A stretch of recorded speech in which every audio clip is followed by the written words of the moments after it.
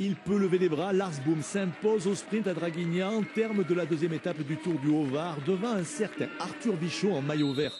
Arthur Vichot, deuxième aujourd'hui, troisième hier à la Croix-Valmer, va attendre quelques secondes la confirmation de sa victoire finale. Mais oui, c'est bien lui. Il remporte le général de la 45e édition du Tour du Haut-Var et il nous raconte cette fin de course haletante. J'ai à faire le jump dans les tuilières pour revenir devant. Heureusement, je suis rentré tout seul et après Pierrick s'est mis à la planche pour moi. Donc voilà, aujourd'hui, si je gagne le général du Haut-Var.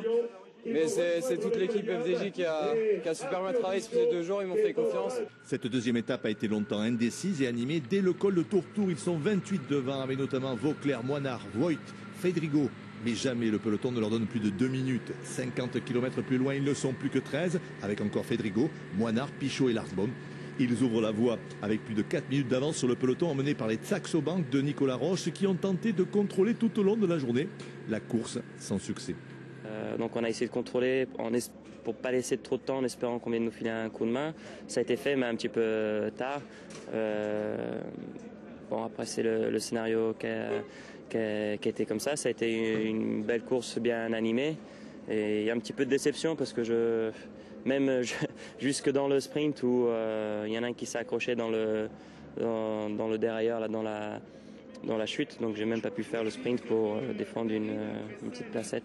C'est dans la dernière ascension de la Tuyère que Vichot revient sur l'échappée et construit sa victoire finale. Une belle consécration pour cet espoir du cyclisme français. Et invité de ce journal, un autre coureur du Haut-Var, Amael Moinard. Merci d'avoir accepté notre invitation. Vous êtes un peu le régional de l'étape car vous habitez Saint-Janet. Et on vous a beaucoup vu cet après-midi puisque vous étiez dans l'échappée, mais ça n'a pas suffi. Vous avez craqué quelques kilomètres de l'arrivée. Vous pouvez nous expliquer pourquoi? C'est vrai qu'en début de saison, notamment au mois de février, avec les parcours difficiles et conditions climatiques changeantes, j'ai eu très froid sur la fin, donc j'ai fait une petite fringale, comme on dit dans le milieu. Et là, on n'avance plus, c'est ça? Et là, on n'avance plus de lucidité. C'est même dangereux de rester sur le vélo, frigorifié. On a beau manger tout ce qu'on peut, c'est fini. On sait qu'il faut juste rallier l'arrivée, tant bien que mal. C'était à 10 km, c'est ça, de l'arrivée? 15 km, ouais, j'ai monté la côte vraiment. Je pense que j'aurais été pratiquement aussi vite à pied, mais bon, ça fait partie du sport, c'est comme ça. Alors, selon votre analyse sur cette course, hier, c'est un de vos équipiers qui l'a emporté, l'ancien champion du monde, Thor Hushovd. Ça vous a fait plaisir. C'est sa première victoire depuis septembre 2011. Victoire au sprint. Complètement, ouais. C'est vrai que ça fait plaisir pour lui et puis pour l'équipe BMC parce que voir un champion comme ça gagner sur une course comme le Tour du Haut-Var, ça fait toujours plaisir. Et puis on avait vraiment travaillé pour lui, on avait vraiment à cœur de le refaire gagner. Après, il a conclu le travail d'équipe en beauté. Et puis aujourd'hui, c'était assez tactique. C'est pour ça d'ailleurs qu'on était plusieurs de BMC à s'être portés à l'avant pour essayer de faire travailler et plier les autres équipes dans le but de tout simplement remporter le Tour du Haut-Var. Bon, ça a pas marché, mais je pense que les objectifs de l'équipe, c'est aussi d'autres courses comme le Paris-Nice et après, bien sûr, le Tour de France. Le Paris-Nice, c'est déjà demain, c'est dans 15 jours, c'est ça? Exactement, donc c'était vraiment la dernière course de préparation. Donc là, avec 207 km aujourd'hui, c'était vraiment la course parfaite pour arriver au top à Paris-Nice, qui est vraiment l'objectif pour nous, que ce soit au classement général ou pour remporter des étapes.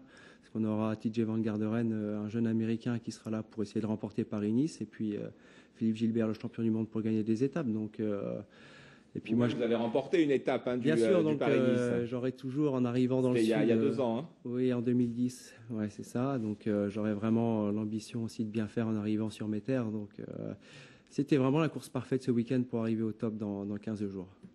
Et ensuite, il y a évidemment le Tour de France, prologue en Corse, mais ensuite le départ, ce sera sur la promenade des Anglais. Vous qui êtes de la région, ça a une saveur particulière?